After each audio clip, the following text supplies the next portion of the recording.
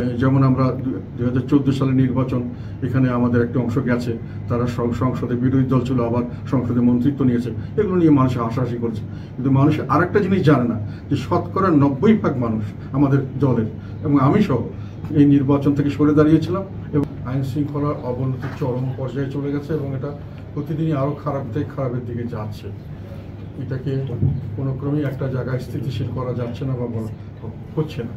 এখন আইন শৃঙ্খলার স্থিতিশীলতা না থাকলে যেটা হয়, এটার একটা আর্থসামাজিক দুটো জায়গায় এটার একটা নেগেটিভ ইম্প্যাক্ট পড়ে। যেমন সামাজিকভাবে অস্থিরতা বাড়ে, মানুষের মধ্যে অনিশ্চয়তা বাড়ে। অর্থনৈতিকভাবে যেটা হয় সেটা হলো যে ব্যবসা মন্দার সৃষ্টি হয়।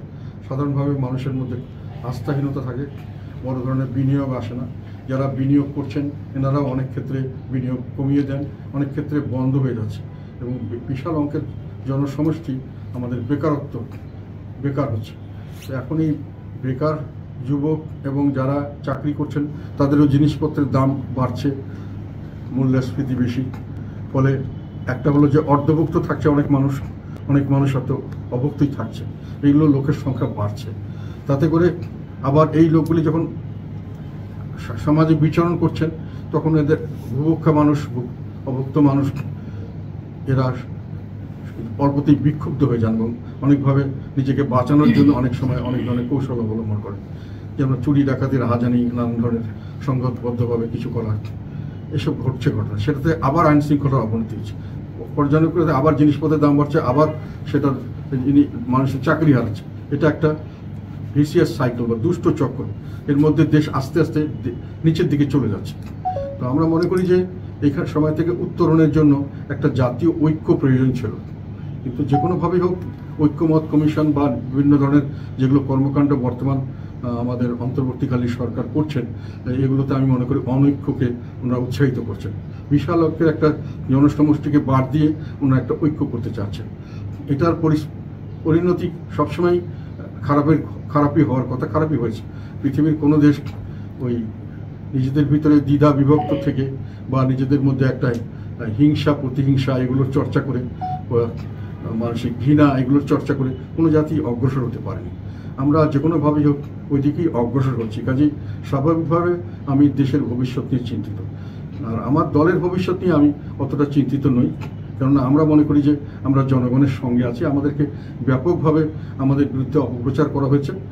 এটার কারণ কিছু সত্যতা হয়তো ছিল কোনো বিষয়ে, এবং আমরাই এই সমস্ত ব্যবস্থার পিছনে আমরাই কার্যকরভাবে দল নিয়ে এদের বিরুদ্ধে চালু করেছি। মানে দলের সবচেয়ে বড় সমালোচক আমরা নিজেরাই ছিলাম। মানে কাজে দলের বেশিরভাগ মানুষ আমাদের সঙ্গে ছিল, দলের সমর্থকরা আমাদের সঙ্গে ছিল। ফলে আমাদের এই কথাগুলো আবার মানুষের কাছে সবসময় পরিষ্কার নয়, যার জন্য আমরা অনেক সময় অনেক ধরনের মানুষের অপব্যাখ্যা বা অনেক ধরনের অপপ্রচার এটার শিকার হয়েছে। কিছুটা সত্যতা আমি বললাম যে ঐতিক সত্যটা আছে, আর বাকি সত্যটা অনেক সময় অনেকে জানে না। তবে আমাদের সেটা বলছি আমি, ধারাবাহিকভাবে রাজনীতিতে অনেক সময় অনেক কিছু করা হয়। তারপরে 2014 নির্বাচনের পরে কিন্তু যেগুলো স্থানীয় সরকার, সেখানে সবাই নির্বাচনে অংশগ্রহণ করে। 2018-তে যে নির্বাচন হচ্ছে সেখানেও কিন্তু এই সরকারের অধীনে এই সিস্টেমে সবাই অংশগ্রহণ করেছে। সেখানে তারপরে 2024-এ এসে একটা পরিস্থিতিতে আমাদের নির্বাচন করতে হচ্ছে। তখন নির্বাচনের আগে, নির্বাচনের পরে এগুলো নিয়ে আমরা ব্যাপকভাবে বলেছি। সেই অংশটুকু জনগণের কাছে গোপন রাখা হয়েছে। সাধারণ মানুষের মধ্যে একটা অপপ্রচার করা হয়েছে যে আমরা সবসময় দোষর ছিলাম এবং দোষর আছি। এটা সম্পূর্ণ সত্য নয়, এবং এটা আমরা সামনের দিকে আমি মনে করি জনগণ এটা উপলব্ধি করতে পারছে এবং সামনের দিকে পারবে। বিশেষ করে আমাদের বর্তমান ভূমিকাটা এত কিছুর ভিতরেও আমরা যে রাজনীতি করছি, জনগণের পক্ষে কথা বলছি, জনগণের পক্ষে থাকার চেষ্টা করছি, জনগণের বিরুদ্ধে যেগুলো মানুষের কষ্ট হচ্ছে সেগুলো নিয়ে কথা বলছি। তো এগুলো আমাদের কাছে অনেক সময় মনে হচ্ছে যে আমাদের প্রতি মানুষের ভালোবাসা বাড়ছে, আমাদের সমর্থন বাড়ছে। আর যত আমাদেরকে নিষ্পেষিত করার চেষ্টা করা হচ্ছে, আমি ধারণা করি যে এগুলো আমাদের সহায়ক শক্তি হিসাবে কাজ করছে। যেহেতু আমাদের দেশের মানুষ জুলুমবাজদের পছন্দ করে না, মজলুমদেরকে পছন্দ করে। এখন আমরা জুলুমবাজির শিকার হয়েছি, কিছুটা মজলুম আমাদের উপর বৈষম্য করা হচ্ছে। আর যে ফেসিবাদের কথা বলা হচ্ছে, যে ফেসিবাদের ধ্বংস করা হয়েছে, আমরা আবার ফেসিবাদের উত্থান দেখতে পাচ্ছি অনেক ক্ষেত্রেই। প্রতিষ্ঠানগুলোকে বলা হচ্ছে ধ্বংস করে দেওয়া হয়েছে। প্রতিষ্ঠানগুলো শক্তিশালী ছিল, কিন্তু এগুলোকে অপব্যবহার করা হয়েছে।